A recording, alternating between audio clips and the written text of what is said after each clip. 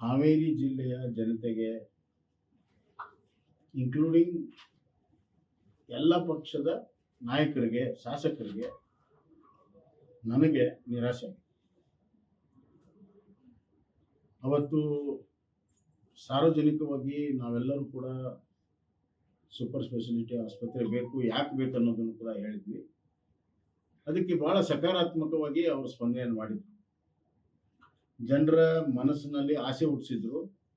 ಹಾವೇರಿಗೆ ಒಂದು super speciality ಬಂದೇ ಬರುತ್ತೆ ಅನ್ನುವಂಥ ಆಸೆನ ಅವತ್ತು ಮುಖ್ಯಮಂತ್ರಿಗಳು ಹುಟ್ಟಿಸಿದ್ರು. ಬಜೆಟಲ್ಲಿ ಯಾವಾಗ ಬರಲಿಲ್ಲ, ಅವಾಗ ಬಹಳಷ್ಟು ನಿರಾಶೆ ಆಗಿದೆ. ಇವತ್ತು ಮೆಡಿಕಲ್ ಕಾಲೇಜ್ ಮಾಡುವಾಗಲೂ ಕೂಡ ಬಿಜೆಪಿ ಸರ್ಕಾರ, ಇಂಜಿನಿಯರಿಂಗ್ ಕಾಲೇಜ್ ಮಾಡುವಾಗ ಬಿಜೆಪಿ ಸರ್ಕಾರ, ಯೂನಿವರ್ಸಿಟಿ ಮಾಡುವಾಗಲೂ ಕೂಡ ಬಿಜೆಪಿ ಸರ್ಕಾರ. ನಾನು ಲಾ ಕಾಲೇಜ್ ಕೂಡ ಸ್ಯಾಂಕ್ಷನ್ ಮಾಡಿದೆ, ಅದು ಕೂಡ ಈ ಪ್ರಾರಂಭ ಆಗಲಿಲ್ಲ. ನಮಗೆ ಉದ್ದೇಶ ಏನು ಅಂತಂದ್ರೆ, ನ್ಯಾಷನಲ್ ಹೈವೇ ಮೇಲೆ ಇರುವಂಥ ನಮ್ಮ ಜಿಲ್ಲಾ ಕೇಂದ್ರ ಸಾಕಷ್ಟು ಒತ್ತಡದಲ್ಲಿದೆ. ಸೂಪರ್ ಸ್ಪೆಷಾಲಿಟಿ ಇಲ್ಲದಕ್ಕಾಗಿ ದಾವಣಗೆರೆ ಮತ್ತು ಹುಬ್ಳಿಗೆ ಭಾಳ ಜನ ಹೋಗ್ಬೇಕಾಗುತ್ತೆ. ಹೋಗುವಷ್ಟರಲ್ಲಿ ಪ್ರಾಣ ಕಳ್ಕೊಂಡವ್ರು ಭಾಳ ಜನ ಇದ್ದಾರೆ. ನಮ್ಮ super speciality hospital national highway ಮೇಲಿರುವಂಥ ಜಿಲ್ಲಾ ಕೇಂದ್ರದಲ್ಲಿ ಆಗಲೇಬೇಕು ಅನ್ನುವಂಥದ್ದು ಒಂದು ಸಹಜವಾಗಿರುವಂಥ ಅದು. ಅದನ್ನು ಅವರು ಅವತ್ತು ಭಾಳ ಚೆನ್ನಾಗಿ ಸ್ಪಂದನೆ ಮಾಡಿದಂಥವ್ರು.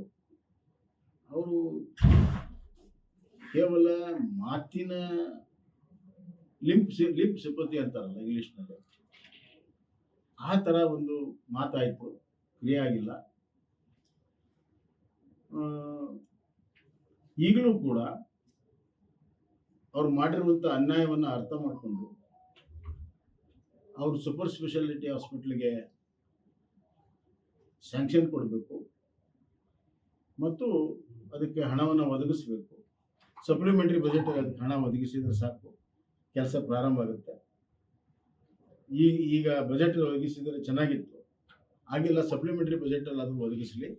ಸ್ವಲ್ಪ ಡಿಲೇ ಆಗ್ಬೋದು, ಆದರೆ ಸೂಪರ್ ಸ್ಪೆಷಾಲಿಟಿ ಬರುತ್ತೆ ಅನ್ನೋಂಥ ಖಾತ್ರಿ ಆಗುತ್ತೆ. ಈಗಲೂ ಕೂಡ ಮುಖ್ಯಮಂತ್ರಿಗಳಿಗೆ ಆಗ್ರಹ ಮಾಡ್ತೀನಿ, ಕೂಡಲೇ ಸೂಪರ್ ಸ್ಪೆಷಾಲಿಟಿ ಹಾಸ್ಪಿಟಲ್ ಸ್ಯಾಂಕ್ಷನ್ ಕೊಡಬೇಕು ಅನ್ನೋದನ್ನು ಒತ್ತಾಯ ಮಾಡ್ತೀನಿ. ಮತ್ತು ನಾನು ಅಂದ್ಕೊಂಡಿದ್ದೇನೆ, ಎಲ್ಲ ಶಾಸಕರು ಮತ್ತು ಎಲ್ಲ ಇಲ್ಲಿರುವಂಥ ಜನಪ್ರತಿನಿಧಿಗಳು, ಜಿಲ್ಲಾ ಉಸ್ತುವಾರಿ ಸಚಿವರು ಕೂಡ ಈಗಾಗಲೇ ಒತ್ತಡವನ್ನು ಮಾಡಿದ್ದಾರೆ. ಆ ಒತ್ತಡಕ್ಕೆ ದಯವಿಟ್ಟು ಮುಖ್ಯಮಂತ್ರಿಗಳು ಮನ್ನಣೆ ಕೊಡಬೇಕು ಅಂತ